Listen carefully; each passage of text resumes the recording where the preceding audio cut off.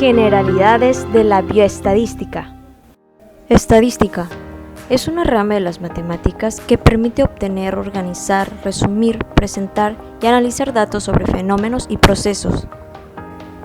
El trabajo del especialista en estadística no consiste solo en reunir y tabular datos, sino que todo ese proceso de interpretación de esa información lo usa para obtener sus conclusiones y tomar decisiones que son basadas en análisis.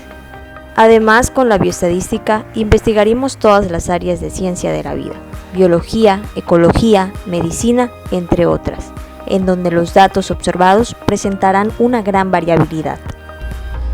La bioestadística puede ser de dos tipos. Esta puede ser descriptiva o analítica inferencial. La bioestadística descriptiva lo que busca es sintetizar la información contenida en unos datos que se recogen, clasifican, representan y resumen, y estos son tomados a una muestra. Esta calcula los índices estadísticos mediante números y se representan con tablas y gráficos. Estos pueden ser de barras, histogramas o barras de pastel. La bioestadística analítica, o también conocida como inferencial, esta lo que pretende es demostrar asociaciones o relaciones entre las características observadas, intenta probar hipótesis y estima intervalos de confianza, pretende concluir para la población. Hola, a continuación leeremos unos conceptos básicos en relación a estadística y bioestadística. Parámetros. Un parámetro es una constante numérica asociada a la distribución de una población estadística. Los parámetros se denotan con letras griegas, varianza, media y proporción. Rara la vez se calculan parámetros porque requieren estudiar a toda la población, lo que implica mucho dinero, tiempo y esfuerzo. Por otra parte, si en lugar de estudiar a toda una población, solo tomo una parte de los datos, se denomina muestra. Y el cálculo que yo haga a partir de esa muestra se le denomina estadística. Población.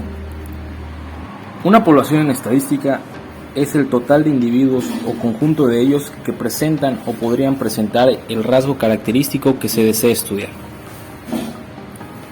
Muestra. ¿Qué es la muestra en estadística? La muestra estadística consiste en la porción que se extrae de una población estadística para un determinado estudio, con el fin de presentar, conocer y determinar los aspectos de dicha población. Ahora, un ejemplo de población y muestra. A continuación podemos ver un ejemplo gráfico de una población en estadística. Y no hay mejor manera de entender algo que sea de una manera gráfica y aplicable a la práctica. Como vemos en la imagen, tenemos una población estadística de 150 individuos. Los 150 individuos son estudiantes de 9º grado de odontología. Cuando el número de individuos de una población es reducido, es recomendable utilizar los datos del total de población, pero en casos más grandes es imposible. Para explicar este caso, imaginemos que nosotros somos uno de esos 100 estudiantes de odontología. Nos encargan que realicemos un estudio sobre qué porcentaje de los alumnos considera estudiar una especialidad y cuál es la que le parece más interesante. Entonces nos encargan que realicemos un estudio en 10 minutos. Entonces en 10 minutos no podemos buscar a todos los alumnos e ir preguntando a las distintas clases, en distintos cursos. Así que lo que haremos será preguntar unos cuantos, por ejemplo a 13.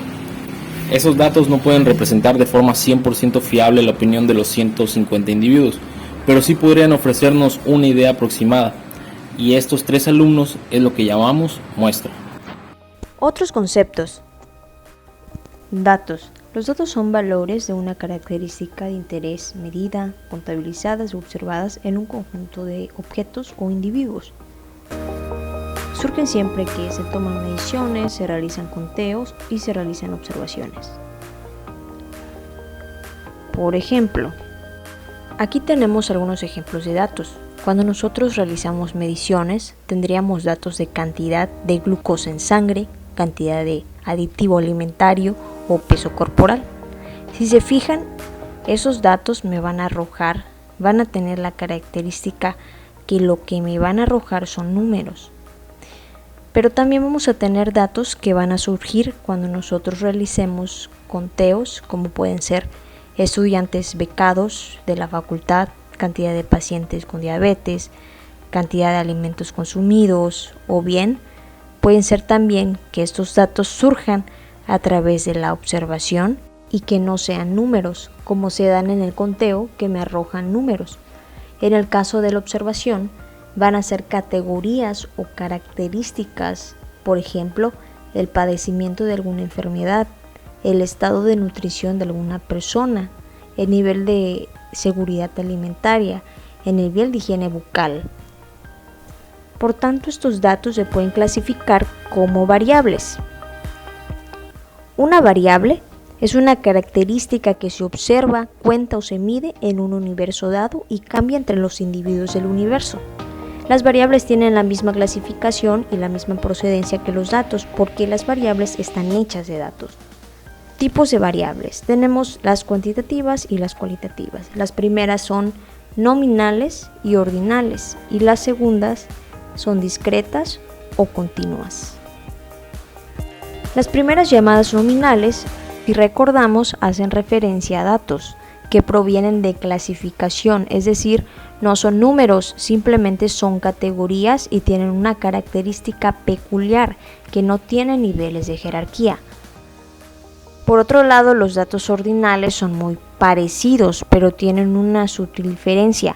Siguen siendo categorías, pero en este caso existe un orden implícito dentro de ellos, es decir, hay una jerarquía.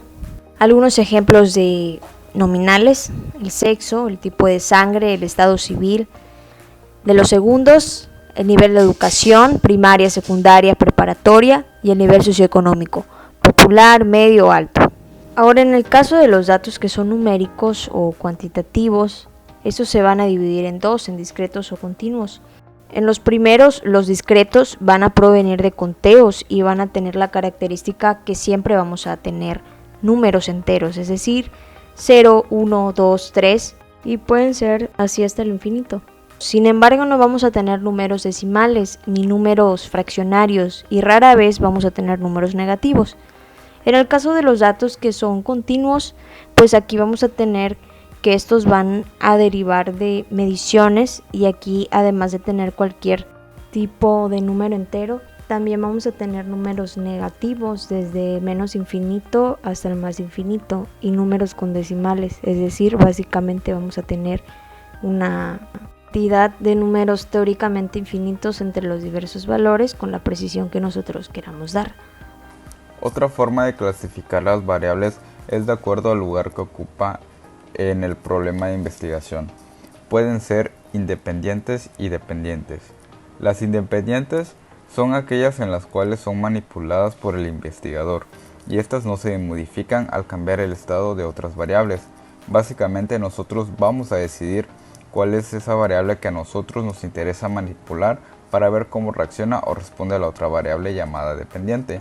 Por eso siempre van de la mano.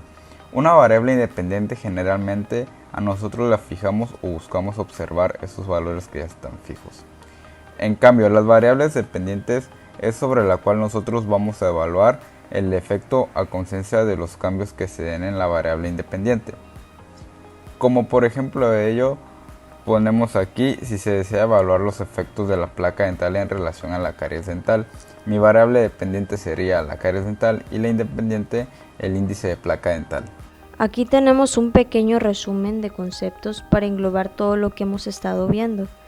El universo va a ser el conjunto de objetos o individuos, y de esos objetos o individuos yo puedo obtener datos. Los datos que van a ser de interés son aquellos que cambian, porque si no cambian son constantes y esas no me van a dar gran información a estudiar. Y bueno, de esas variables, si yo tomara todos los posibles valores, a eso se lo denomina población estadística. Y si yo solo tomo una parte, se lo denomina muestra. La población estadística, cuando se utilizan todos los datos y yo hago un cálculo a partir de esa población, lo que voy a obtener es un parámetro. Por ejemplo, promediar todos los pesos, todos los valores de peso corporal de un conjunto de individuos.